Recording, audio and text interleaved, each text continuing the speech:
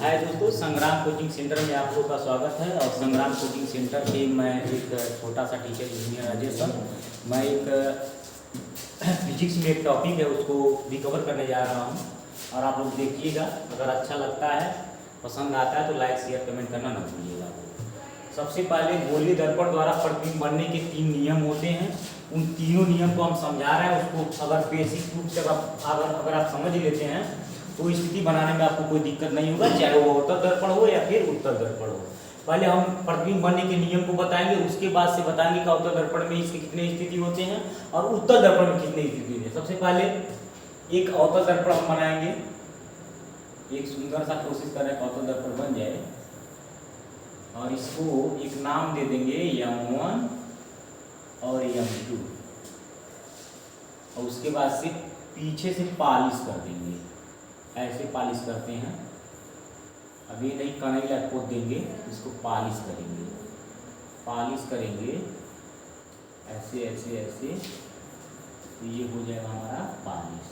Polish होने के बाद इसके बीचों बीच से एक मुख्य अक्ष रेखा जाती है जो आके दर्पण पे टकरा जाती है। जहाँ पे टकराती है वहीं पे एक बिंदु मिलता है ध्रुव।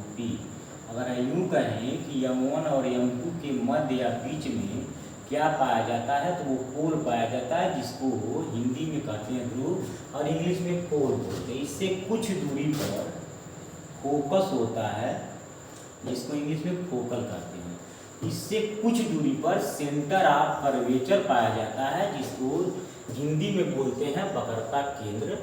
और इसके रूल जो होते हैं, पहले जो रूल होते हैं, पहले रूल ये कहते हैं कि अगर प्रकाश की कोई किरण फोकस से होकर निकलती है और दर्पण पे जाकर टकराती है तो टकराने के बाद परावर्तन के पश्चात वो बिल्कुल मुख्य अक्ष के समांतर हो जाती है। ये रूल नंबर पहला है। ये रूल नंबर पहला कहता है कि अगर कोई प्रकाश की किरण है, फोकस से होकर निकली और निकलने के बाद वो दर्पण से आके टकराई, टकराने के बाद वो मुख्य अक्ष क्या हो गई, समांतर। अब उसके बाद से इसके रूल नंबर 2 हम देखेंगे। अभी उसमें अवतल में भी समझा देंगे, पहले अवतल देख लीजिए। उसके बाद से इसके रूल नंबर ये पहले हैं। एक डायग्राम इधर, ये अवतल वाले हो गए डायग्राम। इसको अवतल वाला डायग्राम, अवतल दर्पण का है। ये अवतल दर्पण का डायग्राम है।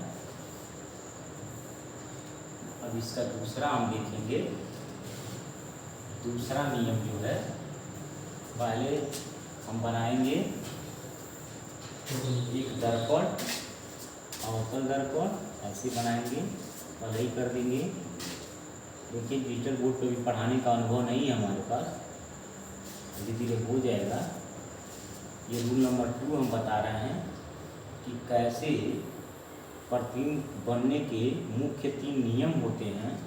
यहाँ पर ध्रुव P पाया जाता है, यहाँ पर F होता है, यहाँ पर C होता है। हमने पहला नियम तो पढ़ा है। अब दूसरा नियम में क्या करना है, अगर प्रकाश की कोई किरण मुख्य अक्ष के समांतर चलती है और दर्पण पे आके टकराती है, चलती है तो कैसे दिखाएंगे उसको, तीर से। ऐसे तीर लगा देंगे, राम लक्ष्मण वाला तीर है ये। यहाँ से जब टकराएगा, टकराने के बाद परावर्तन के पश्चात सीधे ये फोकस से होकर के गुजरेगा। अगर देखना चाहें तो एक चीज़ इसमें ट्रिक है कि अगर फोकस से होकर गुजरता है, डायरेक्ट फोकस से गुजरता है तो मुख्य अक्ष के समांतर हो जाता है, या फिर अगर मुख्य अक्ष के समांतर चलता है तो फोकस से होकर निकलता है। वही रूल नंबर 2 हो जाएगा। और उसके बाद से अब रूल नंबर हम 3 में आएंगे। तो रूल नंबर 3 में जब देखेंगे तो थोड़ा सा इसको हम ऊपर कर लेते हैं, ऊपर कर लेंगे तो रूल नंबर 3 बताने में हमको आसानी होगा। तो रूल नंबर 3 जो है, रूल नंबर 3 जो है, रूल नंबर 3 अगर इसी दर्पण से देखें तो रूल नंबर 3 में फिर एक हम डायग्राम लेंगे अवतल का, और अवतल का डायग्राम लेने के बाद से इसके बाहरी पृष्ठ पर कलई कर देंगे। जैसे नामांकन करते हैं वैसे इसका भी नामांकन करेंगे हम, इसमें कोई शक नहीं है। बच्चा जब जन्म लेता है तो उसका बहुत प्रेम पूर्वक नाम रखा जाता है, हम भी इसका नाम रख दे रहे हैं M1 और M2।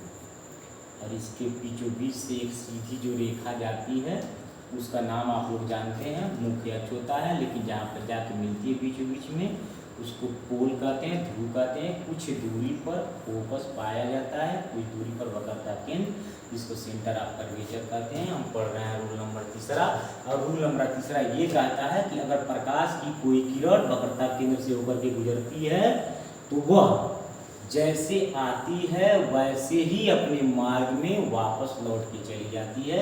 ये गोलीय दर्पण द्वारा प्रतिबिंब बनने के मुख्य 3 नियम हो गए, और ये 3 नियम में इसके उत्तल दर्पण के भी नियम हैं, उसको थोड़ा सा कुछ टाइम के बाद बताएंगे, पहले इसी को समझ लीजिएगा। और अब थोड़ा सा और बात करेंगे, थोड़ा सा और हम बात करने का कोशिश करेंगे।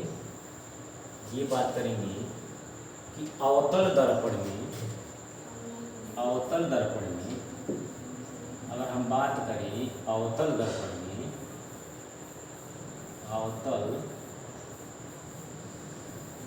की अगर हम बात करते हैं तो अवतल दर्पण की मुख्य 6 स्थिति होती है, मुख्य 6 स्थिति होती है। और ये जो 6 स्थिति होती है अगले नेक्स्ट टॉपिक पर हम आप लोगों को बताएंगे। तब तक के लिए हमारे वीडियो को देखते रहिएगा। धन्यवाद।